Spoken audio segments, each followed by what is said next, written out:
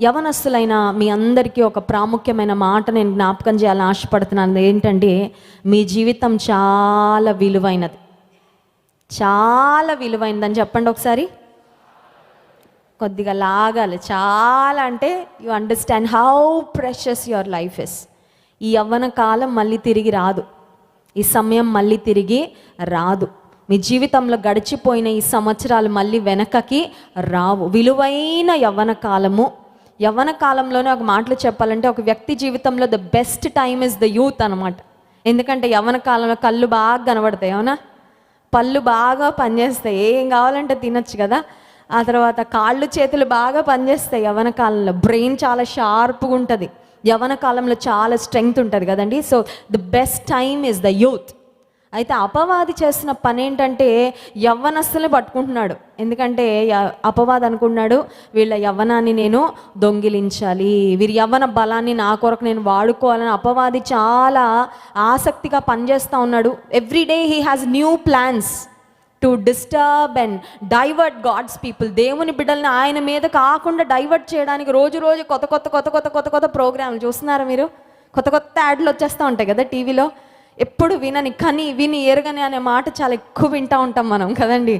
ఆ ప్రోగ్రామ్, ఈ ప్రోగ్రామ్, ఆ యాప్లు, ఈ యాప్లు, ఇంకా చెప్పక్కర్లేదు. టీవీ ఛానల్స్, ఆ తర్వాత ప్రైమ్లంట, అదంట, ఇదంట. కొద్దిగా డబ్బులు కడితే చాలు మీకు ఈ కార్యక్రమాలన్నీ చూసేయచ్చు. అంటే యవ్వనస్తులు వారి సమయాన్ని వేస్ట్ చేయడానికి ఎన్నో అపవాది క్రియేట్ చేసేస్తున్నాడు.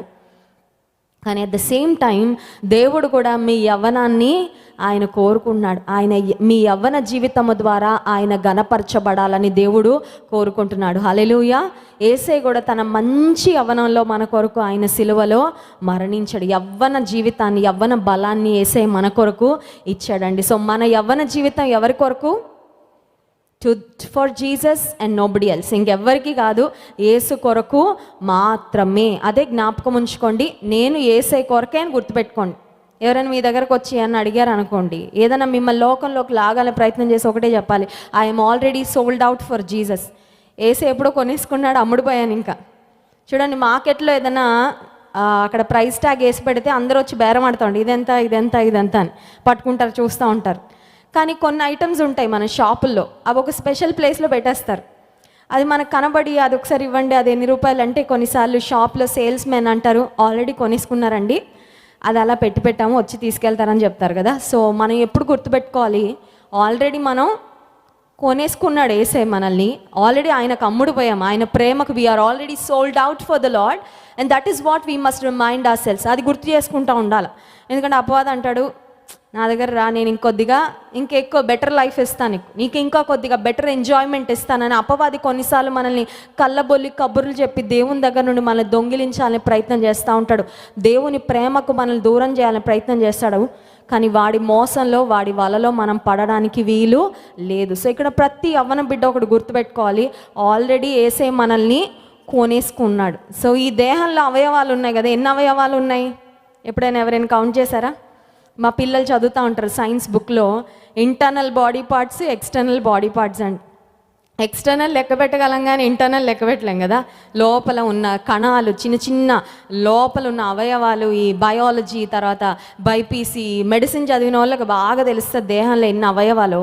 ఈ అవయవాలన్నిటినంట మనము నీతికి సాధనములుగా వాడాలంట. Hallelujah. As instruments of righteousness. ఎప్పుడు గుర్తుపెట్టుకోవాలి, ఈ దేహం అంతా యేసేకే ఇచ్చేసాము. యేసే మనల్ని కంప్లీట్గా కొనేసాడు, కంప్లీట్గా ఆయన రక్తం పెట్టి కొనేసాడు. ఇక దేహంలో ఏ అవయవాన్ని కూడా మన కొరకు మనం వాడుకోవడానికి అవకాశము లేదు. ఆయనకి ఇష్టంగానే మనము బ్రతకాలి. మార్కు సువార్త 10వ అధ్యాయము, మీ గ్రంథాలు తెరవండి. Gospel of mark chapter 10, mark సువార్త 10వ అధ్యాయము 17వ వచనం నుండి కొన్ని వచనాలు మార్చి చదువుకుందాం. ప్రతి ఒక్కరు చదవాలి, మార్చి చదువుకుందాం. మార్కు సువార్త 10వ అధ్యాయము 17వ వచనం నుండి. ఆయన బయలుదేరి మార్గమున పోవుచుండగా ఒకడు పరిగెత్తుకొని వచ్చి ఆయన ఎదుట మోకాళ్ళుని, సద్బోధకుడా, నిత్య జీవమునకు వారసుడనగుటకు నేనేమి చేయుదునని ఆయనను అడిగెను.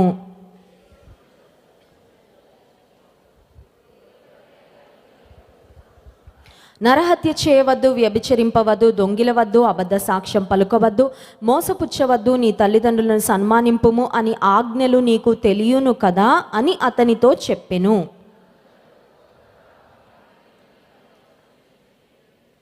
యేసు అతని చూచి అతని ప్రేమించి, నీకు ఒకటి కొదువగా ఉన్నది, నీవు వెళ్ళి నీకు కలిగినవన్నీ అమ్మి బీదలకిమ్ము, పరలోకమందు నీకు ధనము కలుగును, నీవు వచ్చి నన్ను వెంబడింపుమని చెప్పెను.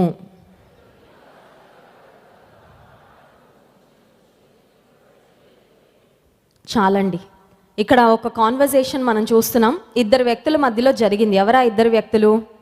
ఒకటి యేసు ప్రభు, యేసయ్య, ఇంకోటి ఒక అతను. ఇతను చాలా ఎంతూజియాజంతో, చాలా ఉత్సాహంతో యేసయ్య దగ్గరికి పరిగెత్తుకుంటూ వచ్చి ఒక ప్రశ్న అడిగాడంట. మంచి ప్రశ్న అడిగాడు. షాప్ ఎక్కడండి? ఆ షాపు పలానా ఊరికి వెళ్ళాలంటే ఏ దారిలో వెళ్ళాలి? ఇలాంటి పిచ్చి పిచ్చి ప్రశ్నలు అడగల. నిత్య జీవమునకు వారసుడని అవుటకు నేను ఏమీ చేయవలను? Such an important question, such a life changing question. జీవితంలో తెలుసుకోవాల్సిన ప్రశ్న అడిగాడు. నిత్య జీవం పొందాలంటే నేను ఏం చేయాలి? అది కూడా తెలియని వాళ్ళ దగ్గరకు అడగలేదు, వెళ్ళి అడగలే. ఒక ముసలి మామ దగ్గరికి వెళ్ళి నిత్య జీవం పొందాలంటే అంటది, ఆవిడేమంటది, నాకేం తెలుసమ్మా అంటది కదా. తెలియని వ్యక్తి దగ్గరికి వెళ్ళి అడగలేదు. He went to the right person, Jesus Christ, and he asked the right question. సరైన ప్రశ్నను సరైన వ్యక్తి దగ్గరకు, ప్రభు దగ్గరకు వెళ్ళి ఈ యవనస్తుడు అడుగుతున్నాడంటే యేసుకి తెలుసో తెలియదా అని కనుక్కోవడానికి కాదు. హీ వాంటెడ్ టు నో, నిజంగా తెలుసుకోవాలని ఒక మంచి ఆశతో వెళ్ళాడు. ఈ సాయంకాల సమయంలో కూడా మనందరం we have come to the right place, అవునా కదా? No best place in the world than God's presence, అవునా కదా అండి? ఈ ప్రపంచంలో బెస్ట్ ప్లేస్ ఏదండి? వైట్ హౌసా? అమెరికాకి వెళ్ళాం మేము లాస్ట్ ఇయర్, ఈ ఇయర్ మేము జూన్లో ఫ్యామిలీగా అమెరికా దేశానికి వెళ్తే వైట్ హౌస్ ఉంటుంది. ఆ అమెరికన్ ప్రెసిడెంట్ అక్కడ ఉంటాడు. వైట్ హౌస్కి వెళ్ళి బయట నుండి చూసానులే. మా అమ్మాయిలు లోపలికి ఎప్పుడు వెళ్తాం మమ్మీ అని అడిగారు. లోపలికి అందరికీ అవకాశం ఉండదమ్మా, దానికి స్పెషల్ అపాయింట్మెంట్ తీసుకోవాలి, కానీ బయట నుండే మనం చూడొచ్చు అని చెప్పాం. సరే, బయట నుండి వైట్ హౌస్ చూసాము. But is that the best place in the world? ప్రపంచాన్ని పరిపాలిస్తున్న సూపర్ పవర్ నేషన్ అయిన అమెరికన్ ప్రెసిడెంట్ ఉండే ప్లేసా best place in the world? తాజ్మహలా best place in the world? లేకపోతే ఇంకేదో ఇప్పుడు ఫిఫా ఫుట్బాల్ జరుగుతుంది, ఆ జరుగుతున్న ప్లేసా best place in the world అంటే కాదండి. God's presence is the best place in the world. Hallelujah! ఇది బెస్ట్ ప్లేస్ అండి. మీరందరూ బెస్ట్ ప్లేస్కి వచ్చారు. బెస్ట్ టీచర్ దగ్గర నేర్చుకోవడానికి వచ్చాం. మనందరి బెస్ట్ టీచర్ ఎవరు? యేసయ్య. హల్లెలూయా! ఇక్కడ ఎవరు నిలబడి చెప్పినా మాట్లాడేది ప్రభు కాబట్టి బెస్ట్ టీచర్ దగ్గర నేర్చుకోవడానికి వచ్చాము, బెస్ట్ ప్లేస్కి వచ్చాము. సో మైండ్ అంతా కూడా కంప్లీట్గా మనం ఇక్కడ ధ్యాస పెట్టాలి. సో యవనస్తుడు యేసు ప్రభు దగ్గరకు వచ్చి అడుగుతున్నాడు, నిత్య జీవమునకు వారసుడు నగుటకు నేను ఏమి చేయాలి అని అడిగితే 18వ వచనంలో, యేసు నన్ను సత్పురుషుడని ఎలా చెప్పుచున్నావు? దేవుడొక్కడే కానీ మరి ఎవడునూ సత్పురుషుడు కాడు అని మాట చెప్తూ 19వ వచనంలో యేసే ఒక లిస్ట్ ఇచ్చారండి. నరహత్య చేయవద్దు, వ్యభిచరింపవద్దు, దొంగిలవద్దు, అబద్ధ సాక్ష్యం పలకవద్దు, మోసపుచ్చవద్దు, తల్లిదండ్రులను సన్మానింపుము అను ఆజ్ఞలు నీకు తెలియను కదా. 5 ఆజ్ఞలు ఇక్కడ యేసే చెప్పారు. Jesus mention 5 commandments. ఇవి ఎక్కడి నుంచి యేసే చెప్పారు చెప్పండి? నిర్గమకాండం 20వ అధ్యాయంలో దేవుడు తన ప్రజలకు ఇచ్చిన 10 ఆజ్ఞలలో కొన్ని ఆజ్ఞలు యేసయ్య జ్ఞాపకం చేశారు. ఒకసారి అక్కడికి వెళ్దామా? నిర్గమకాండము 20వ అధ్యాయము, ఎక్సడస్ చాప్టర్ 20. దేవుడిచ్చిన 10 ఆజ్ఞలు అక్కడ మనకు స్పష్టంగా కనబడతాయి. మనలో కొంతమంది కంఠస్థం కూడా వచ్చు కదా. 10 ఆజ్ఞలు చెప్పమంటే టక నిలబడి చెప్పేస్తాం మనం 10 ఆజ్ఞలు. కానీ ఈ 10 ఆజ్ఞలు ఒకసారి గమనించండి. మొట్టమొదటి ఆజ్ఞ మనకు తెలుసు, నిర్గమకాండం 20వ అధ్యాయము 2వ వచనం, నీ దేవుడైన యెహోవాను నేనే. 3వ వచనం, నేను తప్ప వేరొక దేవుడు నీకు ఉండకూడదు. పైన ఆకాశం అందే కానీ, క్రింద భూమి అందే కానీ, భూమి క్రింద నీళ్ళ అందే కానీ ఉండు దేని రూపమునైనను విగ్రహమునైనను చేసుకొనకూడదు, సాగిలపడకూడదు, వాటిని పూజింపకూడదు. ఈ ఆజ్ఞలన్నీ మనకు తెలుసు కదా. ఆ తర్వాత యేసే ఇప్పుడు అడిగిన ఆ మాటలు, నరహత్య చేయకూడదు, వ్యభిచరింపకూడదు, దొంగిలకూడదు, ఇవన్నీ కూడా 13వ వచనం నుండి మనం చూస్తాం. నరహత్య చేయకూడదు, వ్యభిచరింపకూడదు, దొంగిలకూడదు, నీ పొరుగు వాని మీద అబద్ధ సాక్ష్యము పలుకకూడదు, ఇవన్నీ యేసే చెప్పారు. కానీ ఈ 10 ఆజ్ఞలను రివైజ్ చేశారండి దేవుడు. కొన్నిసార్లు మనకి టెక్స్ట్ బుక్స్ దొరుకుతూ ఉంటాయి కదా, ఎస్పెషలీ ప్రొఫెషనల్ కోర్సెస్లో ఉన్న వాళ్ళకి ఈ బుక్కి, ఈ సబ్జెక్ట్కి ఒక టెక్స్ట్ బుక్ అని ఉండదండి. ఫర్ ఎగ్జాంపుల్ బీటెక్ చదివిన వాళ్ళకి తెలుసు, ఒక సబ్జెక్ట్లో ఉన్న కాన్సెప్ట్స్ అన్నీ నేర్చుకోవాలంటే ఒక 2-3 టెక్స్ట్ బుక్స్ ఉంటాయి. అవి మనం లైబ్రరీకి వెళ్ళి తీసుకోవడమో లేకపోతే మనకు కొనుక్కోనో అందులో కాన్సెప్ట్లు అన్నీ చదువుకోవాలన్నమాట. అంతేగాని మనకి ఇంటర్మీడియట్లో లాగా ఈ క్వశ్చన్, ఈ ఆన్సర్, ఈ కాన్సెప్ట్, ఈ ఫార్ములా అని అంత క్లియర్గా ఉండదు. కొన్నిసార్లు టెక్స్ట్ బుక్స్ ఉంటాయి, ఆ టెక్స్ట్ బుక్స్ ఇంత ఉంటాయి. అందులో ఒక్కొక్క పేజ్ చదువుకుంటూ వెళ్ళాలంటే చాలా కష్టం కదండి. అందుకనే బీటెక్ విద్యార్థులు చాలా ఇబ్బందులు పడుతూ ఉంటారు. నేను కూడా బీటెక్ చదివినప్పుడు చాలా ఇబ్బందులు పడేదాన్ని. ఈ ఎగ్జామ్స్ వచ్చినప్పుడు ఇంత పెద్ద బుక్, ఇందులో ఏం చదవాలి, అసలు ఏది వస్తుంది ఎగ్జామ్లో, ఏ కాన్సెప్ట్ ఇంపార్టెంట్, ఏది ఇంపార్టెంట్ కాదు, కొన్నిసార్లు కొన్ని సబ్జెక్ట్స్లో మనకు అర్థం కూడా కాదు. అయితే కొన్ని టెక్స్ట్ బుక్స్ పైన ఒక మాట కనబడుతుంది, అదేంటంటే రివైజ్డ్ అండ్ అప్డేటెడ్ అని ఒక మాట ఉంటుంది. ఎప్పుడైనా చూసారండి? అంటే పాత వర్షన్ ఒకటి ఉంటుంది, దాన్ని ఏం చేస్తారంటే రివైజ్డ్ అండ్ అప్డేటెడ్. ఇప్పుడు నిర్గమకాండం 20వ అధ్యాయంలో దేవాతి దేవుడు తన ప్రజలైన ఇశ్రాయేలీలకు 10 ఆజ్ఞలు ఇస్తే, నూతన నిబంధనకు వచ్చేసరికి Jesus has revised and updated. ఒక మాటలో చెప్పాలంటే 10 ఆజ్ఞలు ఇంకొక వర్షన్లో యేసు ప్రభు చెప్పారు. మత్తయి సువార్త 5వ అధ్యాయము 21వ వచనం చూడండి. మత్తయి సువార్త 5వ అధ్యాయము 21వ వచనం. యేసయ్య చెప్పిన మాట, నరహత్య చేయవద్దు, నరహత్య చేయువాడు విమర్శకు లోనగునని పూర్వీకులతో చెప్పబడిన మాట మీరు విన్నారు కదా. నేను మీతో చెప్పున్నదేమనగా, తన సహోదరుని మీద కోపపడు ప్రతివాడు విమర్శకు లోనగును, తన సహోదరుని చూసి వ్యర్థుడా అని చెప్పువాడు మహాసభకు లోనగును, ద్రోహి అని చెప్పువాడు నరకాగ్నికి లోనగును. యేసయ్య నరహత్య చేయవద్దు అనే మాట మీకు ఆల్రెడీ తెలుసు, మీరు విన్నారు. కానీ నేను మీతో చెప్పున్నదేమనగా అంటే యేసయ్య చెప్తున్నారు, పాత నిబంధనలో మీరు ఆజ్ఞలన్నీ నేర్చుకున్నారు, ఆజ్ఞలన్నీ పాటిస్తున్నారు, బట్ ఇంకా అప్డేటెడ్ వర్షన్ ఇదిగో నేను మీకు చెప్తున్నాను. అదేంటంటే, సహోదరుని మీద కోపం ఉన్నా కూడా, సహోదరుని ఒకవేళ ద్రోహి అన్నా, సహోదరుని వ్యర్థుడా అన్నా, వ్యర్థుడా అంటే ఇప్పుడు భాషలో ఏంటి, వేస్ట్ ఫెలో అని ఎప్పుడైనా అన్నారండి? తమ్ముడు మీద కోపం వస్తే, అక్క మీద కోపం వస్తే సింపుల్గా వచ్చేస్తుంది కదా ఒక మాట, వేస్ట్ ఫెలో, పనికిరానోడా, పనికిరాని దానా, ఇట్లా అంటాం కదండి. వ్యర్థుడా అంటే ద్రోహి అంటండి. ద్రోహివో తెలుసా అంటే ఎగ్జాక్ట్ ఈ వర్డ్స్ మనం వాడకపోయినా వాడతాం ఒక్కొక్కసారి, ఇంకా దానికి ఇంకా కూడా కొన్ని మెరుగులు దిద్దేసి కదండి. సహోదరుని మీద నువ్వు ద్వేషంతో పలికినా నువ్వు ఏం చేసినట్టంట, నరహత్య చేసినట్టే. కొన్నిసార్లు ఏదో కోపం, ఏదో కారణం చేత కోపం వస్తుంది, ఆ కోపం అలాగే నిలబడి ఉండిపోతుంది, అవునా కదా. కొన్ని సొంత కుటుంబాల్లో అన్న తమ్ముళ్ళు మాట్లాడుకోరండి, రోజులు మాట్లాడుకోరు. Why? They had a conflict, ఏదో చిన్న గొడవ వచ్చింది, మాట్లాడుకోరు. సొంత అక్క తమ్ముడు మాట్లాడుకోరు, ఎందుకంటే వాళ్ళకి గొడవ వచ్చింది. సొంత అక్క చెల్లెలు మాట్లాడుకోరు. వై? ఏదో మాట పెరిగి ఇంట్లోనే మూడో ప్రపంచ యుద్ధంలాగా అయిపోయి, ఆ తర్వాత ఈ మాటల వర్షం, ఆ తర్వాత ఏమైపోద్దంటే, నన్ను ఇలా అంటాడా, నన్ను ఇలా అంటదా మా అక్క, నన్ను ఇలా అంటాడా మా తమ్ముడు, లేకపోతే నన్ను ఇలా అంటుందా అని ఆలోచన చేసుకొని కోపం పెట్టేసుకొని ఇంకా ఒకరినొకరు ప్రేమించలేని స్థితి. యేసే అంటున్నాడు, నరహత్య చేసే వరకు అక్కర్లేదు, సహోదరుని మీద నీకు కోపం ఉన్నా కూడా నువ్వు దేవునికి అయిష్టంగా బ్రతుకుతున్నట్లే. ఇంకొక మాట, వ్యభిచారము చేయవద్దు 10 ఆజ్ఞల్లో ఉంది. యేసే దాన్ని కూడా రివైజ్ చేశారు చూడండి. 27వ వచనం, వ్యభిచారము చేయవద్దని చెప్పబడిన మాట మీరు విన్నారు కదా. నేను మీతో చెప్పున్నదేమనగా, ఒక స్త్రీని మోహపు చూపుతో చూచు ప్రతివాడు అప్పుడే తన హృదయమందు ఆమెతో వ్యభిచారము చేసినవాడు అగును. Just by a wrong look. అందుకే బిల్లీ గ్రామ్ గారు గొప్ప సేవ చేసిన దైవజన్, ఆయన అంటాడు, be careful with the second look అంటాడు. ఏంటండి? Be careful with the second look అంట.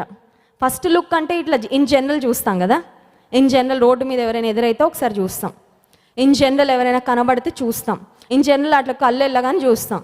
రెండోసారి చూసామంటే second look is definitely an intentional look, అవునా కదా. ఏదో ఉద్దేశంతో చూస్తాం. కొంతమంది మగపిల్లలు అంటారు, వీళ్ళ ఆడపిల్లలు అందాన్ని ఆస్వాదిస్తున్నాం అక్క తప్ప. ఒకసారి ఒక తమ్ముడు వచ్చి అడుగుతున్నాడు, నన్ను కాదు దైవజన్ అడుగుతున్నాడు, అన్నయ్య స్త్రీలను అంత అందంగా దేవుడు సృష్టించాడు కదా అన్నయ్య, వాళ్ళ అందాన్ని ఆస్వాదించడం తప్పే. ఎందుకంటే నువ్వు తప్పుడు ఇంటెన్షన్తో చూస్తున్నావు కదా, నువ్వు తప్పుడు ఆలోచనతో చూస్తున్నావు కదా, ఒక సహోదరిలాగా ఒక తల్లిలాగా భావనతో నువ్వు చూడట్లేదు కదా. You are looking with the wrong intention. అంటే నువ్వు వ్యభిచారం చేసినట్లే. ఈ రోజుల్లో సెల్ ఫోన్లు వచ్చేసి ప్రపంచ పరిస్థితి ఎంత దిగజారిపోయిందంటే కొంతమంది ఉదయం లేచి పళ్ళు కూడా తోముకోక ముందే పార్న్ చూడడం ప్రారంభిస్తున్నారండి. There are so many people who are starting their day with pornography. అవి చూడకపోతే వాళ్ళకి మనసు నెమ్మది ఉండదు, చూడకపోతే నిద్ర పట్టదు. డాక్టర్స్ చెప్తున్నారు యవ్వనస్తులు చాలామంది పార్నోగ్రఫీకి అడిక్ట్ అయిపోయారంట. ఎంత అడిక్ట్ అయిపోయారంటే ఎంత చూసినా వాళ్ళు సాటిస్ఫై అవ్వట్లేదు. They not able to concentrate on the career. ఏది అసలు చదువు మీద ఉండట్లేదు, ఉద్యోగాలు చేసేవాళ్ళు ఉద్యోగాల మీద ఉండట్లేదు, వివాహాలు చేసుకున్నాక కుటుంబ జీవితంలో సరిగ్గా ఉండలేకపోతున్నారు. Why? The mind is all spoiled. మనసులోనే వాళ్ళు వ్యభిచార పాపం చేసేస్తారు. Because it all began in the mind. ఏసే అంటున్నాడు వ్యభిచరించవద్దు అనే మాట మీరు విన్నారు, కానీ ఒక స్త్రీని తప్పుడు చూపుతో చూస్తేనే that itself means you have committed a sin. So Yesu ప్రభు ఒక రివైజ్డ్ వర్షన్ ఇచ్చారనమాట, ఒక అప్డేటెడ్ వర్షన్ ఇచ్చారు. సో ఇప్పుడు రెండో లుక్తో జాగ్రత్తగా ఉండాలా లేదా? కాలేజీల్లో ఇది ఎక్కువ కనబడుతూ ఉంటారు. పక్కన ఫ్రెండ్స్ అంటారు అమ్మాయి చూడు నిన్నే చూస్తుంది, ఇంకా ఈయన ఫీల్ అయిపోతాడు నన్నే చూస్తుందా, అమ్మో ఇంకా తల సరి చేసుకుంటూ ఉంటాడు, ఇంకా ఏదేదో ఫీల్ అయిపోతూ ఉంటాడు, ఇంకా క్లాసుల్లో చదువు ఉండదు, ఏముండదు, అక్కడ ఏమీ ఉండదు, ఎవరో పక్కన ప్రోత్సహిస్తారు, స్టార్ట్ అయిపోద్ది కథ. అవునా? కొన్నిసార్లు యవ్వనస్తురాండ్రు కూడా అండి నన్ను చూస్తే చాలు, ఎవరైనా చూసారంటే గొప్పగా ఫీల్ అయిపోతారు. ఒక మాట చెప్పమంటారా? నువ్వు దైవభక్తి కలిగిన ఆడపిల్లవైతే ఎవరైనా చూస్తే నువ్వు అసహించుకుంటావు, నీకు కోపం రావాలి, అంతేగాని you don't enjoy that feeling. నేను ఎవరైనా చూస్తుంటే నువ్వు బాధపడతావు, నన్ను ఎందుకు చూస్తున్నారు అనవసరంగా. నేను యవ్వనస్తురాలుగా ఉన్నప్పుడు ఒక వర్క్కి నేను సాఫ్ట్వేర్ ఇంజనీర్గా వర్క్ చేస్తున్నప్పుడు కొన్నిసార్లు నాకు అనిపించేది ఒక బుర్కా వేసుకొని వెళ్తే బాగుండు ఆఫీస్ కానీ. బుర్కా వేసుకోవడానికి నేను ముస్లింని కాదు, but you understand the reason why I felt that way. నన్ను ఎవ్వరు చూడడం నాకు ఇష్టం లేదు ప్రభా. నేను ఒక బస్ స్టాండ్లో నిలబడి నన్ను ఎవరు చూడకూడదు, నేను ఒక నడుస్తున్నా నన్ను ఎవరు చూడకూడదు ప్రభా. ఒక బుర్కా వేసుకొని నేను వెళ్ళిపోతే ఎంత బాగుండో అనుకునేదాన్ని, కానీ నాకు ఆ ఫెసిలిటీ లేదు. Because I'm a Christian, I'm a pastors child. ఎందుకు ఈ మాట చెప్తున్నానంటే నిన్ను ఎవరైనా తప్పుడు చూపుతో చూస్తుంటే నీకు బాధ కలగాలి. నువ్వెవరైనా తప్పుడు చూపు చూస్తున్నావంటే నీ మనసు నొచ్చుకోవాలి. ఎందుకు ఇంత దుష్టంగా నా మనసు తయారైపోయిందని బాధపడాలి. నువ్వు దేవుని ఆజ్ఞ నేను ఎట్లా వ్యతిరేకిస్తున్నాను, దేవుని ఆజ్ఞ నేను ఎట్లా ధిక్కరిస్తున్నాను అనే ఆలోచన భావన నీకు రావాలి. అప్పుడే నువ్వు పరిశుద్ధంగా జీవిస్తున్నట్లు. చాలామంది అనుకుంటారు దేహంతో ఏ పాపం చేయట్లేదు కదండి, అంత బాగానే ఉందిలే. నీ లెక్కలో నువ్వు బాగానే ఉన్నావు, సమాజం లెక్కలో బాగానే ఉన్నావు, కానీ దేవుని లెక్కలో తప్పిపోతున్నావు. ఎందుకు? దేవుడు హృదయాంతరంగాన్ని పరిశుద్ధించేవాడు కదా. God sees the deepest secrets of human heart. అన్నీ సొరంగం తవ్వినట్టు నీ హృదయంలో ఎంత పెద్ద సొరంగం ఉందో అవంతా చూస్తున్నాడు దేవుడు స్పష్టంగా. 10 ఆజ్ఞలలో ఇంకొక ఆజ్ఞ చూడండి, నిర్గమకాండం 20వ అధ్యాయంలో. దొంగిలా కూడదు, నీ పొరుగు వాని మీద అబద్ధ సాక్ష్యం పలకకూడదు. కొంతమంది ఇతరుల గురించి ఏదో వింటారండి, అది నిజమో కాదో కూడా తెలీదు, కానీ ఒక డప్పు తీసుకొని అందరికీ ప్రచారం చేసుకుంటూ వెళ్తారు. ఎవరి గురించో విన్నావు, you don't even know if it is the truth. అది అసలు నిజమో కాదో కూడా నీకు తెలీదు. ఎవరో అట అట అట అట అని చెప్పారు, అలా జరిగిందంట అన్నారంతే. ఇక నువ్వు పర్సనల్ ప్రాజెక్ట్గా తీసేసుకొని అందరికీ ఫోన్లు చేసేసి ఏం చెప్తున్నావు, పొరుగు వాని మీద నువ్వు అబద్ధపు మాటలు మాట్లాడుతున్నావు, నీ నోటిని నువ్వు అపవిత్రతకు అప్పగించేసుకున్నావు, అది కూడా తప్పే. నీ పొరుగు వాని మీద అబద్ధ సాక్ష్యం, నీ చేతనైతే మంచి చెప్పు, లేకపోతే మౌనంగా ఉండు. హల్లెలూయా. ఆ తర్వాత చూడండి 17వ వచనం, నీ పొరుగువాని ఇల్లు ఆశింపకూడదు. హోమ్ టూర్లు చూస్తున్నారా? వీడియోలు చూస్తున్నారండి? ఇప్పుడు అందరికి ఒక ఫ్యాషన్ అయిపోయింది, ఏంటది? హోమ్ టూర్ అని మొదలెడుతున్నారు కదా. మా ఇల్లు చూడండి, మా వైభవం చూడండి, మా లైటింగ్ చూడండి, మా ఫ్యాన్లు చూడండి, మా మొక్కలు చూడండి, మా కుక్కలు చూడండి అని అన్నీ చూపిస్తున్నారు కదండి. మొదలుపెట్టి చూస్తుంటే అదే చూసి చూసి చూసి ఏం కలుగుతుందంటే ఆశ, ఈ ఇల్లేంటి ఇంత దరిద్రమైన ఇల్లా మేము ఉంటున్నది కదండి. You feel so dissatisfied with your life. నీకు అందరి హోమ్ టూర్లు చూసి నీకేమొస్తుంది? కృంగుదల వచ్చేస్తుంది. నీకున్న ఇంటిని నువ్వు బట్టి నువ్వు స్తుతించలేకపోతున్నావు, నీకు ఆశ పెరిగిపోతుంది. ఆ ఆశ చేరుకోవాలంటే మరి ఆదాయం ఉండాలి కదా. సెలబ్రిటీలో లేకపోతే ఏదో రకాలుగా సంపాదించి పైకి వెళ్ళిన వాళ్ళ ఇల్లులన్నీ చూస్తున్నావు నువ్వు. నీకేం ప్రారంభం అయిపోతుందంటే అసూయ ప్రారంభం అయిపోతుంది, లేకపోతే ఆశ ప్రారంభం అయిపోతుంది, డిస్సాటిస్ఫాక్షన్, ఇంట్లో చిరాకు. ఏంటి? డబ్బులు రావట్లేదు, అప్పుడే వచ్చేస్తాయా? ఓవర్ నైట్లో వచ్చేస్తాయా? కోట్లు కోట్లు వచ్చేస్తాయా? వాళ్ళు ఎంతో కష్టపడో ఏ రకంగానో సంపాదించుకొని వాళ్ళు తెచ్చుకున్నారు. But if you want to earn, కష్టపడు, ఇట్ విల్ టేక్ టైం. వాళ్ళలాగే నాకు కావాలి, ఇంకా వాళ్ళకంటే ఒక ఆకు ఎక్కువ కావాలి, ఇవన్నీ ఎందుకు వస్తున్నాయండి? చూసి ఏం చూస్తున్నామో జాగ్రత్తగా ఉండాలి. హోమ్ టూర్ అనగానే క్లిక్ చేసేస్తారు కదండి. వాళ్ళ ఇంట్లో లోపలికి, బెడ్రూమ్ లోపలికి కూడా వెళ్ళిపోవచ్చు కదా మనం వీడియో ద్వారా. అవునా? మామూలుగా అయితే రానివ్వరు. హోమ్ టూర్ వీడియో ద్వారా వెళ్ళిపోవచ్చు, అందరి ఇళ్లలోకి వెళ్ళిపోవచ్చు అనుకుంటూ ఉంటారు కొంతమంది. నో, నీ పొరుగువాని ఇల్లు ఆశించకూడదు, నీ పొరుగువాని భార్యను, దాసిని, ఎద్దును, గాడిదను. ఇప్పుడు పొరుగు వాళ్ళకి ఎద్దులు లేవు, గాడిదలు లేవు, కానీ ఏమున్నాయి? బైకులు ఉన్నాయి, కార్లు ఉన్నాయి. అవునా కదా? ఇప్పట్లో రాసుంటే ఏమని ఉండేది తెలుసా? నీ పొరుగువాని బైక్ ఆశించకూడదు, నీ పొరుగువాని కారు ఆశించకూడదు, నీ పొరుగువాని ఐఫోన్ ఆశించకూడదు, నీ పొరుగువాని బ్రాండెడ్ వాచ్ ఆశించకూడదు, నీ పొరుగువాని రిప్డ్ జీన్స్ ఆశించకూడదు, నీ పొరుగువాని డిజైనర్ డ్రెస్ ఆశించకూడదు అని ఉండేదేమో ఇప్పుడైతే. కానీ అప్పటి కాలంలో కదా, అప్పుడు ఎద్దులు గాడిదలు ఇంకా అవే ఆస్తి, అందుకని అలా రాయబడింది. The bottom line is this. మూలము, సారాంశం ఏంటంటే పొరుగువానిదేది మనం ఒకటే గుర్తుపెట్టుకోవాలి. తెలుగులో ఒక సామెత ఉంటుంది, పరుల సొమ్ము పాము వంటిదండి. పాము పట్టుకుంటే ఏం చేస్తుందండి? పొరుగువానిది వద్దు, ఇంకా నాకు అది కాదు, అది నేను తెచ్చుకున్నా నాకు హాని అనుకోవాలంతే. I don't need something that belongs to others. ఎవరిది వాళ్ళకే ఉండని, నాది నాకు కావాలి తప్ప నాకు ఇంకెవ్వరిది వద్దు. అందుకే దేవుడు కూడా అన్నాడు, నీ చేతుల కష్టార్జితము నీవు అనుభవించెదవు.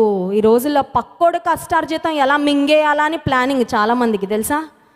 ఎవరో కష్టపడతారంట, అనుభవించేదేమో వీళ్ళు అనుభవించాలంట. తప్పండి. That is not what the Bible says. నువ్వు కష్టపడితే నీ కష్టార్జితాన్ని దేవుడు ఆశీర్వదిస్తాను అంటున్నాడు. That is the real blessing. Hallelujah. ఇతరుల కష్టార్జితం మనం అనుభవించడం కాదు దేవుడు కోరుకుంటే. ఇతరులు ఎంతో కష్టపడినది మోసం చేసి వారి దగ్గర నుండి తీసుకోవడం, అది కాదు దేవుడు కోరుకుంటే.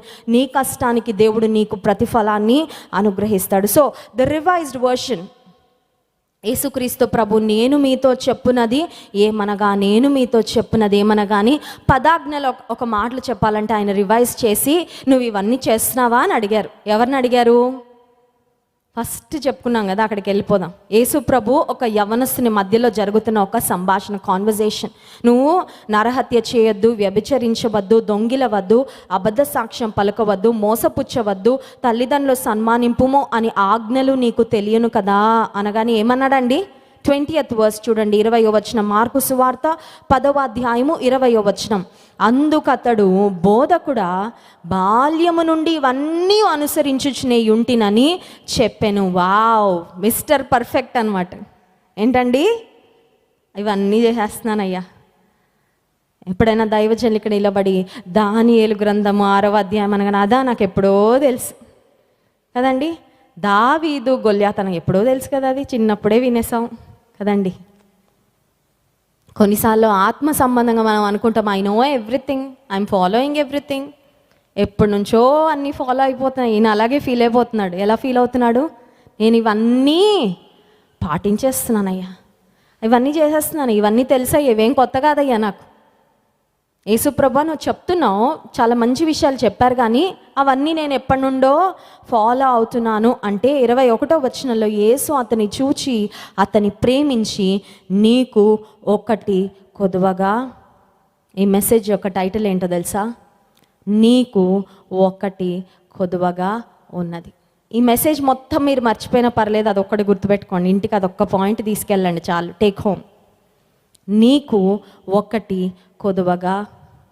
మనకు ఒకటిగా చాలా ఉన్నాయి కొదువగా.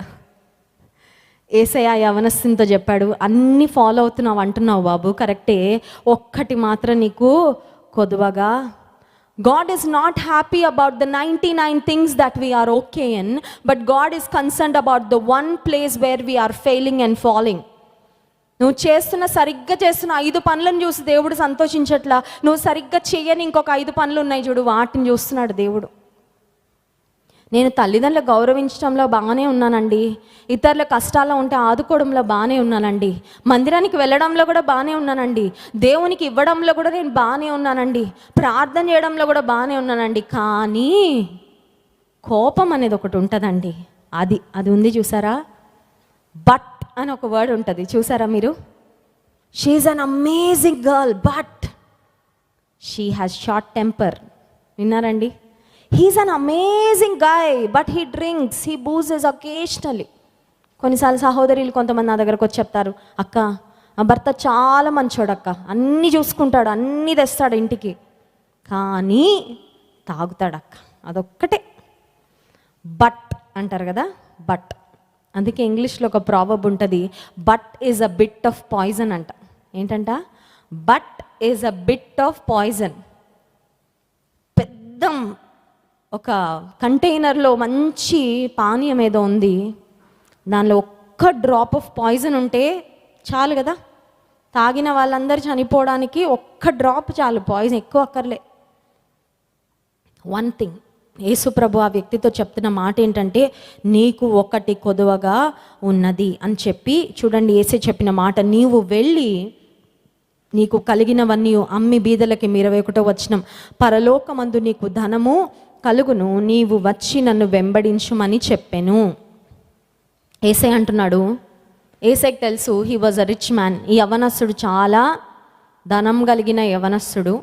మనకేది ఎక్కువ ఉంటుందో దాని మీద మన మనసు ఉంటుంది, అవునా కాదా? మనకేది ఎక్కువ ఉంటుందో దాని మీద మన మనసు ఉంటుంది. అందం ఎక్కువ ఉన్న వాళ్ళకి మనసు దేని మీద ఉంటుంది?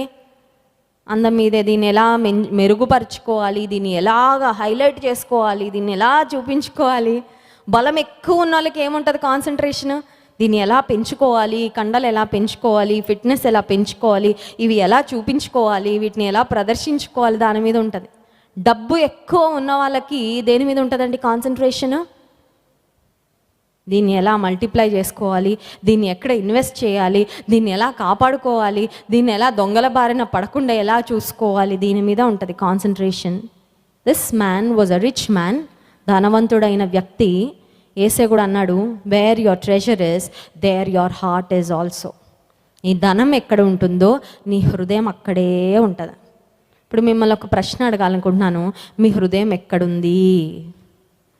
ఇక్కడే ఉందక్క అంటే ఫిజికల్గా కాదు, హార్ట్ అందరి లోపలే ఉందిలేండి, అందుకని ఇక్కడ కూర్చోన్నారు, లేకపోతే వేరే దగ్గర ఉంటాం మనం కదా. ఇక్కడే ఉంది. But heart in the sense, నీ ఫోకస్ ఎక్కడ ఉంది? ఎక్కడో ఒక దగ్గర ఉంటుంది కదా మన ఫోకస్, ఎక్కడ ఉంది? ఈ యవ్వనస్తుని హృదయం అంతా ఎక్కడ ఉందంటే అతని ధనము మీద ఉంది. Not that God wanted his money. దేవుడికి ఆయన ధనం కావాలని కాదండి, God wanted to test him. అన్నీ ఫాలో అయిపోతున్నాను అంటున్నాడు కదా, ఫాలో అవుతాడా లేదా దేవుడు పరీక్షించాలనుకున్నాడు. ఒకవేళ దేవుడు నీ దగ్గరకు వచ్చి ఏదైనా అడిగితే నువ్వు ఇవ్వడానికి సిద్ధమేనా? అన్నీ ఫాలో అవుతున్నానని చెప్పాడు అంటే he felt like he was 100% religious person. చాలా భక్తి కలిగిన వ్యక్తిని అని ఫీల్ అవుతున్నాడు. దేవుడు ఒక చిన్న పరీక్ష పెట్టాడు. దేవుడు మనకు కూడా పరీక్షలు పెడతాడు. ఎప్పుడైనా పెట్టాడండి మీకు? పరీక్షలు పెడతాడు తెలుసా దేవుడు? క్వార్టర్లీ, హాఫ్ ఇయర్లీ, యాన్యువల్లీ, కొన్నిసార్లు ఇట్లా టక్కున పెడతారు కదా, చెప్పకుండా పెట్టేస్తారు, సర్ప్రైజ్ టెస్ట్ అని. మరీ ఇబ్బంది అప్పుడు కదా, ఎందుకంటే మనం చెప్తేనే మనం సరిగ్గా చదవం. సర్ప్రైజ్ టెస్ట్ అంటే ఇంక అయిపోయినట్టే కదా. Sometimes at the most unprepared moment, సిద్ధపాటు లేనప్పుడు దేవుడు ఒక పరీక్ష పెడతాడు. అప్పుడు మనం ఫెయిల్ అవుతామా, పాస్ అవుతామా? ఇప్పుడు ఈ యవనస్తునికి ఒక పరీక్ష పెట్టాడు దేవుడు. అదేంటంటే, నీ ఆస్తిని అమ్మి బీదలకి ఇమ్ము, పరలోకమందు నీకు ధనము కలుగును, నీ వచ్చి నన్ను నిత్య జీవం కావాలంటున్నావు కదా, నన్ను వచ్చి వెంబడించు. నీ డబ్బులు అక్కడ ఉంటే నువ్వు బ్యాంకుకి వెళ్ళాలా, నువ్వు అది చేయాలి ఇది చేయాలి, ఇదే ఉంటుంది నీకు కాన్సన్ట్రేషన్. అది అమ్మేసి వచ్చే. బైబిల్ గ్రంథంలో మనకు తెలుసు, పాత నిబంధనలో ఏలియా, ఎలీషా అని 2 ప్రవక్తలు ఉంటారు. ఏలియా ప్రవక్త దేవుని కొరకు రోషం కలిగిన ప్రవక్త అయితే, ఏలియా ప్రవక్త ఎలీషాని ఎలా పిలిచాడు తెలుసా? అతను పొలంలో పని చేసుకుంటా ఉంటే వెళ్ళి ఆయన దుప్పట ఆయన మీద వేసాడంట. అంటే that shows that he was calling Elisha. వదిలిపెట్టి వచ్చాడండి, పని ప్రొఫెషన్ అంతా వదిలిపెట్టి ఏలియా వెనకాల వచ్చాడు సైలెంట్గా. ఈ ఏలియా వెనకాల వస్తే నాకు తిండి తిప్పలు ఉండవే, ఈ ఏలియా వెనకాల వస్తే నాకు ఒక ఇల్లు ఉండదే, ఈ ఏలియాను వెంబడిస్తే నేను నష్టపోతాను అనుకోలేదు ఎలీషా. సైలెంట్గా he just follow the man of God, అంతే. దైవజనుడు పిలిచాడు, నేను వస్తాను, ఎంత నేను ఇంకా మాట్లాడను, నా గురించి నేను ఇంకేం ఆలోచించుకొని ఒక సమర్పణతో వచ్చేసాడు. ఎలీషా ఏలియాను వెంబడించాడు. ఏలియా కన్నా రెండంతలుగా గొప్ప పరిచర్య చేశాడు. హల్లెలూయా. ఈ యవనస్తుని ఎవరు పిలుస్తున్నారండి? ఏలియా పిలుస్తున్నాడా, లేకపోతే సమూయేలు ప్రవక్త పిలుస్తున్నాడా? యేసుప్రభు పిలుస్తున్నాడు. యేసుప్రభు పిలిస్తే శిష్యులు వచ్చారు కదా, మీరు మిమ్మల్ని మనుషుల పట్టు జాలలుగా చేస్తాను, నా వెంబడి రండి అంటే యాకోబు వచ్చాడు, యోహాన్ వచ్చాడు, తర్వాత పేతురు వచ్చాడు, ఆంద్రే వచ్చారు. వీళ్ళందరూ వలలు విడిచిపెట్టి వచ్చారు. ఇతను రావడానికి మనసు లేదంట. ఎందుకు? మనసు లాగుతుంది. కొంతమందికి మనసు లాగుతూ ఉంటుంది ఒక దగ్గర, అవునా? ఎక్కడో ఉంటుంది మనసు. ఇంకా అది ఆ బంధకం నుండి విడిపించుకోలేరు. Maybe a habit, maybe an addiction, maybe a friendship, maybe some sin that has entangled them. సులువుగా చిక్కులు పెట్టు పాపం ఏదో ఎక్కడో స్టక్ చేసి పడేస్తుంది, అంతే, రాలేరు. ఇప్పటికిప్పుడు రాకడొస్తే నేను ఆకాశంలో దేవుని కలుసుకుంటానని ఎంతమందికి నిశ్చయత ఉందండి? ఎవరు ఎత్తట్లేదు. అడగనులే, మీరు ఆలోచించుకోండి. ఇప్పటికిప్పుడు రాకడ వస్తే నేను ఎత్తబడతాను అని నమ్మకము ఎంతమందికి ఉంది? ఎప్పుడు ఉంటుంది తెలుసా?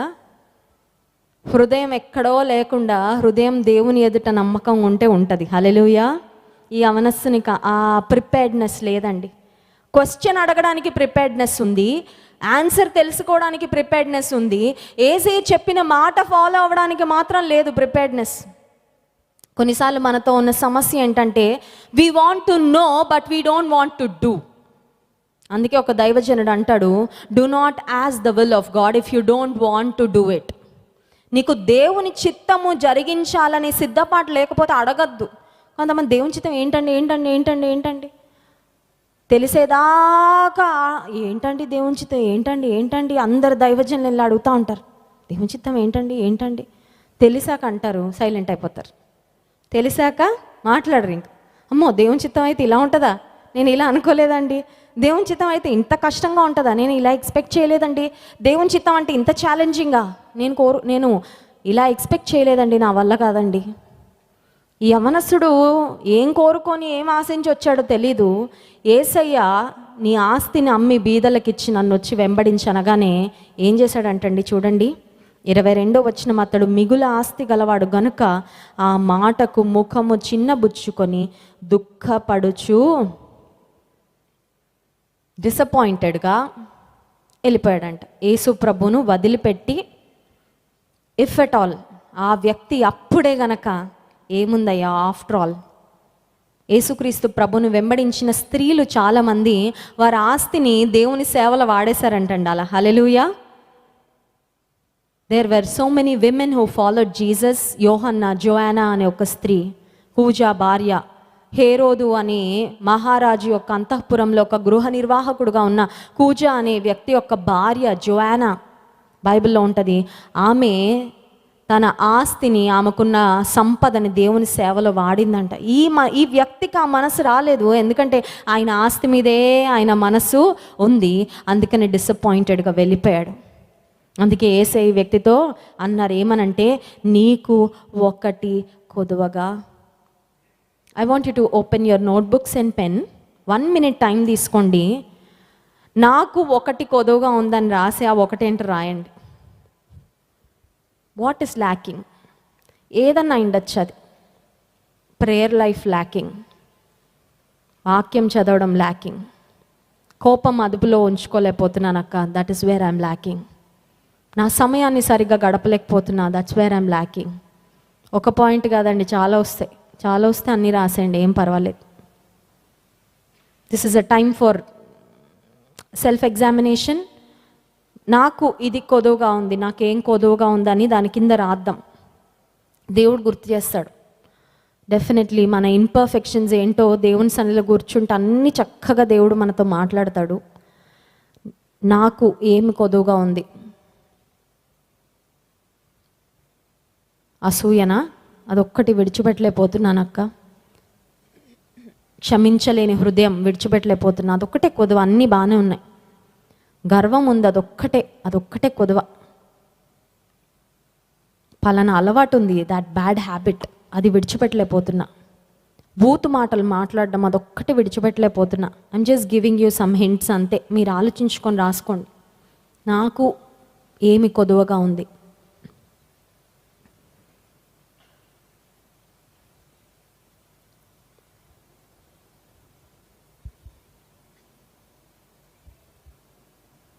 నువ్వు దేవుని వెంబడించడానికి ఏది అడ్డుగా ఉంది? What is a barrier in your spiritual life? What is stopping you from growing in the lord?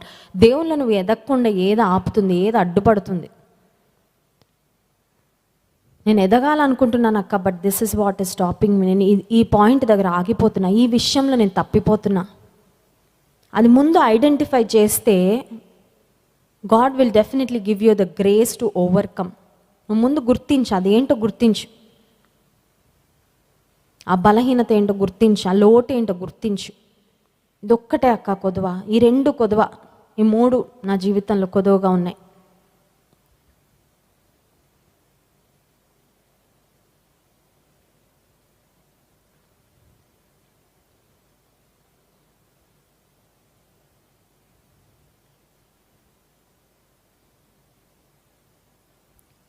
ఒకనొక పట్టణంలో 2 సహోదరులు ఉండేవారు, మరియా, మార్తా. కదండి, మనందరికీ తెలుసు మరియా, మార్తా, లాజరు. A family that love Jesus, a family which was loved by Jesus. Yesu ప్రభు ప్రేమించిన కుటుంబం, యేసు ప్రభు ద్వారా ప్రేమించబడిన కుటుంబం అంట. మనకి ఎవరైనా ఇష్టం ఉంటే వాళ్ళ ఇంటికి మనం వెళ్తాం కదండి, ఏదో ఒక రకంగా సమయం తీసుకొని వెళ్తాం. సో యేసు ప్రభు ఎప్పుడు ఆ ప్రాంతం గుండా ప్రయాణం చేసి వెళ్ళినా బేతనీలో ఉన్న వాళ్ళ ఇంటికి వెళ్ళేవారంట. వాళ్ళకి చాలా ఇష్టం యేసయ్య అంటే. అయితే ఈ అక్క చెల్లెలు ఇద్దరు, దే లవ్ జీసస్, బట్ ఇద్దరు ప్రేమలలో ఒక డిఫరెన్స్ ఉందండి. ఇద్దరు ప్రేమించారు, కానీ వారి ప్రేమలలో ఒక తేడా ఉంది.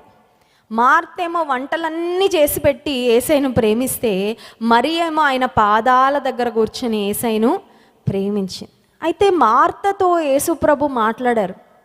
మార్తా, శబాష్, నాకు కావలసిన సమోసాలు, పకోడీలు, ఆ తర్వాత ఇంకేంటి, ఇవన్నీ నువ్వు చక్కగా టీలు, కాఫీలు అన్నీ చేసి పెడుతున్నావు, మీ ఇంటికి వస్తే నా కడుపు బాగా నింపుతున్నావు, హ్యాట్స్ ఆఫ్, గుడ్ జాబ్ అని మెచ్చుకొని, నువ్వు వాక్యం వినకపోయినా పర్వాలేదు, నా పాదాల దగ్గర కూర్చోకపోయినా పర్వాలేదు మార్తా అని అన్నాడండి యేసయ్య. చాలాసార్లు మనలో ఇంపర్ఫెక్షన్ ఒక్కటి ఎవరైనా ఎత్తి చూపించగానే మనకు కోపం వచ్చేస్తుంది, డిసప్పాయింట్ అయిపోతాం. నేను ఇంత పర్ఫెక్ట్ కదా, నాలో తప్పులు ఎత్తి చూపిస్తున్నారా? యేసు అంట, ఇందాక మనం చదివాం కదా, యేసు ఆ వ్యక్తిని ప్రేమించి అతనితో చెప్పారంట, నీకొక్కటి కొదువగా, నిన్ను ఎవరు ప్రేమిస్తారో వాళ్ళు నీలో తప్పులు చెప్తారు. ఆమేన్.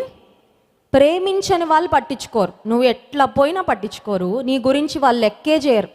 నువ్వు నాశనం అవుతా ఉంటే, నువ్వు దేవుడికి దూరం అవుతా ఉంటే, నువ్వు నష్టపోతా ఉంటే వాళ్ళకి చాలా సంతోషం.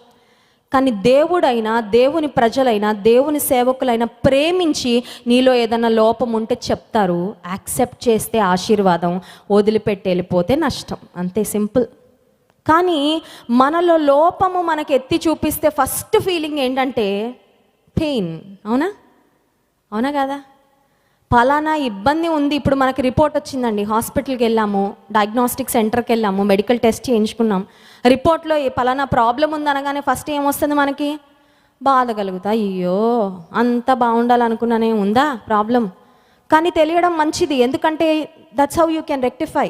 మందులు వాడి నువ్వు నయం చేసుకోవాలంటే నీకు తెలియాలి, నీకు తెలియకపోతే రోగం ముదిరిపోద్ది. ఇప్పుడు మార్తలో ఒక లోపం ఉంది, అది యేసయ్య చూసి చూడనట్లు వదిలేయలేదండి. వదిలేశారా?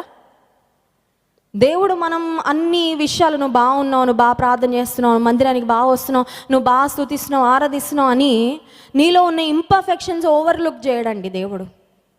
మనం అన్ని విషయాల్లో పరిపూర్ణంగా ఉండాలని దేవుడు కోరుకుంటున్నాడు. హల్లెలూయా. అందుకని మనలో ఉన్న లోటుపాట్లు దేవుడు మనకి చెప్తాడు. దేవుడు మార్తతో అన్నాడు, మార్తా నువ్వు విస్తారమైన పనులు పెట్టుకున్నావంటే మార్తకు బాధేస్తుంది. ఎందుకు తెలుసా? నీకోసమే కదయ్యా పని పెట్టుకుంటుంది. నేను ఇంకెవరైనా పక్క వాళ్ళని ఫీడ్ చేస్తున్నానా? యేసయ్య నీకోసమే కదా, చికెన్ బిర్యానీ, మటన్ బిర్యానీ, లేకపోతే ఇవన్నీ చేస్తుంది నీకోసమే కదయ్యా. మళ్ళీ పనులు పెట్టుకుంటున్నా అంటావేంటి యేసయ్య అంటే, నువ్వు పని చేస్తున్నావు అమ్మ, నేను కాదనట్లేదు, కానీ దానికన్నా ఇంపార్టెంట్ ఒక పని ఉంది, ఆ పని నువ్వు పక్కన పెట్టేశావు. మరియ ఉత్తమమైన దాన్ని ఏర్పరచుకొనెను, అది ఆమె యొద్ద నుండి తీసివేయబడదు. చాలాసార్లు మనం అనుకుంటాం, అది చేశాను, ఇది చేశాను, ఇది చేశాను, ఇవన్నీ చేశాను కదా, దేవుడు చాలా హ్యాపీ అయిపోతారేమో అంటే, దేవుడు నువ్వు ఆయన పాదాల దగ్గర కూర్చుంటే ఆయన సంతోషించినంతగా మరి ఏ విషయంలో కూడా దేవుడు సంతోషించాడు. హల్లెలూయా. ప్రతిరోజు కూర్చోవాలంట, అంతే. ఆయన పాదాల దగ్గర కూర్చోవాలంట, ఆయన పాదాల దగ్గర పడాలంట, అంతే. ప్రభువా నీ పాదాల దగ్గర ఇదిగో నేను ఉన్నా. అటెండెన్స్ వేయించుకోవాలి. కాలేజ్కి వెళ్ళాక ప్రెజెంట్ మ్యామ్, ప్రెజెంట్ సార్ అంటాం కదా, అటెండెన్స్. ఏసే పాదాల దగ్గరికి వెళ్ళి ఇదిగో ప్రభువా నేను ఉన్నా. ఇప్పుడు వచ్చారు కదా ఆయన పాదాల దగ్గరకు వచ్చాం మనం. ఆయన ఇదిగో ప్రభువా నువ్వేం మాట్లాడుతావు మాట్లాడు, నేను వినడానికి ఉన్నా. మరియా ఉత్తమమైన దాన్ని ఏర్పరచుకొనెను, అది ఆమె యొద్ద నుండి. ఇప్పుడు సిబ్లింగ్స్ మధ్యలో ఒక రైవలరీ ఉంటుందండి, తెలుసా మీకు? సిబ్లింగ్ రైవలరీ అంటే అన్న అంటే చెల్లికి పడదు, అక్క అంటే తమ్ముడికి పడదు, ఇవన్నీ ఉంటాయి తెలుసా మీకు? బాగానే ఉంటారు మళ్ళీ, కానీ కొన్నిసార్లు ఎవరైనా ఒకరిని మెచ్చుకుంటే ఇంకొకరికి బాధ వచ్చేస్తూ ఉంటుంది, అవునా? మా పిల్లలు ఒకరిని ముద్దు పెట్టుకుంటే ఇంకొకరు ఇలా చూస్తుంటారు, నన్ను పెట్టుకోరా అని. ఒకరిని దగ్గరికి తీసుకొని ఇంకొకరు బాధపడిపోతూ ఉంటారు. నేను అంటాను, 2 చేతులు ఉన్నాయి నాన్న, నాకు 3 చేతులు ఉంటే ఎంత బాగుండో. 3 పిల్లల్ని ఇచ్చారు కానీ నాకు వేసే 2 చేతులే ఇచ్చారు. ఒక్కసారి ఇద్దరినే దగ్గర తీసుకోగలను. ఒకరిని కొద్దిగా దగ్గర తీసేసుకొని కొంచెం ఇంక ఇలా పట్టుకున్నా వీళ్ళు బాధపడిపోతూ ఉంటారు. నన్ను కూడా సేమ్ అదే లెవెల్లో అనమాట. మాకు ఈ బ్యాలెన్సింగ్కి చాలా పెద్ద కష్టం వచ్చేస్తూ ఉంటుంది. ప్రేమని ఏం చేయాలా? బ్యాలెన్స్ చేయాలి. సంఘంలో కూడా కొంతమంది అనుకుంటారు, అక్కకి వాళ్ళంటే చాలా ఇష్టం, వీళ్ళంటే చాలా. కాదండి, అందరంటే ఇష్టమే. దేవుడు పెట్టిన ఈ స్థానం ఎట్లాంటి స్థానం అంటే అందరినీ సమానంగా ప్రేమించాలి. హల్లెలూయా. లేకపోతే దేవుడికి మేము చెప్పాలా లెక్క? అందరినీ సమానంగా ప్రేమించాల్సిన స్థానంలో దేవుడు పెట్టి ప్రతి ఒక్కరిని ఎంకరేజ్ చేయాలి, ప్రతి ఒక్కరిని ప్రోత్సహించాలి, ప్రతి ఒక్కరి పట్ల చెప్పాలి, మేము ఉన్నామని చెప్పాలి. ఆ స్థానంలో పెట్టాడు దేవుడు. ఇప్పుడు చూడండి, యేసయ్య ముందు మరియ మార్త ఇద్దరు కూర్చుని ఉన్నారు. ఒకరిని మెచ్చుకొని ఒకరిని మెచ్చుకోకపోతే వాళ్ళకి బాధ వస్తుందని యేసయ్యకి తెలుసా తెలీదా? ఆబ్వియస్లీ. ఇంట్లో ఒకరికి ఏ గ్రేడ్ వచ్చి ఒకరికి బి గ్రేడ్ వస్తే అమ్మ నాన్న ఏ గ్రేడ్ వచ్చిన వాళ్ళకి శబాష్ అంటే బి గ్రేడ్ వచ్చిన వాళ్ళకి బాధ కలుగుతుంది, అవునా? కానీ అలానే మెచ్చుకోకుండా ఉంటారా? ఇప్పుడు యేసయ్య కూడా వాళ్ళ మధ్యలో ఫీలింగ్స్ ఏంటని ఆలోచించట్లేదండి. God is not concerned and bothered about their feelings, but he has a concern about their spiritual life. Hallelujah. వాళ్ళ ఆత్మీయంగా సరిగ్గా ఉండాలా, ఎందుకంటే ఆయనతో వాళ్ళు ఉంటున్నారంటే వాళ్ళు అన్ని విషయాల్లో క్రమంగా ఉండాలని దేవుడు కోరుకుంటున్నాడు. హల్లెలూయా. దేవుడు మనల్ని కంఫర్టబుల్గా పెట్టాడు. కొన్నిసార్లు మనలో లోపాలు మనకు చూపిస్తాడండి. పెయిన్ వస్తుంది, ఇబ్బందిగా అనిపిస్తుంది. కానీ వెన్ యూ రిసీవ్, అవును ప్రభా నాలో ఉంది ఇది, నేను యాక్సెప్ట్ చేస్తున్నా, నేను రెక్టిఫై చేసుకుంటా అని చెప్పగలిగితే అక్కడే ఆశీర్వాదం. హల్లెలూయా. ఈ యవ్వనస్తుడంట ఆ మాట విని చిన్నబుచ్చుకొని వెళ్ళిపోయాడంట. యేసుప్రభు దగ్గరికి వచ్చి యేసుప్రభుకి దూరంగా వెళ్ళిపోయాడు. చాలామంది యేసయ్యకి ఒకప్పుడు దూరంగా ఉండి యేసయ్య దగ్గరకు వచ్చి ఆయన పట్టుకొని జీవితం అంతా ఆయనతో బ్రతికిన వాళ్ళు ఉన్నారండి. కానీ కొంతమంది యేసయ్య దూరం నుండి దగ్గరకు వచ్చి యేసయ్య మాటలు విని కష్టంగా ఉందండి, ఇంత స్ట్రిక్ట్ అనుకోలేదండి, ఇంత భక్తిగా ఉండాలంటే నా వల్ల కాదండి అని కొంతమంది దేవుణ్ణి విడిచి వెళ్ళిపోతూ ఉంటారు. Let me tell you something. దేవునికి ఇష్టమైన జీవితం జీవించటము it is a challenging life. Definitely యేసయ్యకి ఇష్టంగా బ్రతకడం ఈజీ లైఫ్ అని అయితే నేను చెప్పట్లే. యేసయ్యకి ఇష్టంగా బ్రతకడం అనేది ఖచ్చితంగా సవాళ్లతో కూడిన జీవితమే. కొన్నిసార్లు శ్రమల గుండా వెళ్ళాలి, కొన్నిసార్లు నలగొట్టబడాలి, కొన్నిసార్లు విరగొడతాడు దేవుడు. గాడ్ విల్ డెఫినెట్లీ మోల్డ్ అస్. కానీ ఆ ప్రాసెస్లో నువ్వు వెళ్తే ఆ బ్లెస్సింగ్, ఆ ఫ్రూట్ చాలా గొప్పగా ఉంటుందండి. హల్లెలూయా. ఈ యవనస్తుడికి ఆ ప్రాసెస్ ఇష్టపడలే. He said I will go away, వెళ్ళిపోతానులే, నా ఆస్తి నాకు ముఖ్యం. రక్షకుని దగ్గరకు వచ్చి రక్షకుని నుండి దూరంగా వెళ్ళిపోయాడు. కానీ శిలువ మీద యేసుప్రభు ప్రక్కన వేలాడిన దొంగ ఎక్కడి నుంచో వచ్చాడు, నేర చరిత్ర కలిగిన వ్యక్తి. అయ్యా నన్ను జ్ఞాపకం చేసుకొని రాజ్యంతో వచ్చిన ఒక్క మాట అడిగాడు హృదయం తెరిచి, నేడు నీవు నాతో కూడా పరదేశంలో ఉందువు ఇమ్మీడియట్గా మోక్ష భాగ్యం పొందుకున్నాడు, పరలోకంలో ఉన్నాడు. మనం పరలోకానికి వెళ్తే ఎవరు కనబడతారు?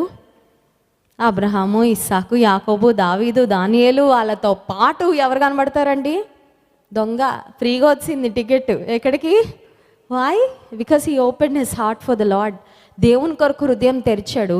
ఈ యవనస్తుడు దేవుని కొరకు హృదయం తెరవకుండా మూసుకొని వెళ్ళిపోయాడు. నేను ముగిస్తున్నాను. ఈ సాయంకాల సమయంలో నీకు ఒక్కటి కొదువుగా ఉన్నది అని యవనస్తునితో చెప్పిన యేసయ్య మనతో కూడా చెప్తున్నాడు. అమ్మా, నువ్వు అన్నిట్లో బాగానే ఉన్నావు, కానీ ఇదొక్కటి నీకు లోపము ఉంది. తమ్ముడు, కుమారుడు, నీకు అన్నీ బాగానే ఉన్నాయి, కానీ దర్ సంథింగ్ దట్స్ ల్యాకింగ్. ఈ ఒక్క విషయంలో నువ్వు సరిగ్గా లేవు, ఈ ఒక్క విషయంలో నువ్వు క్రమంగా లేవు. దేవుడు కొన్ని విషయాలు మనకు చూపిస్తున్నాడు.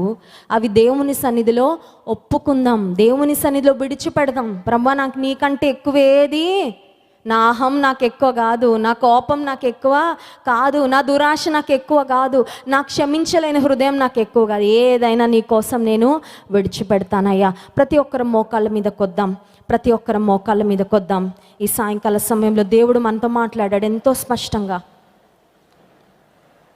యవనస్తునితో యేసే చెప్పిన మాట, నీకు ఒక్కటి కొదువగా ఉన్నది. One thing you lakh, one thing you lakh.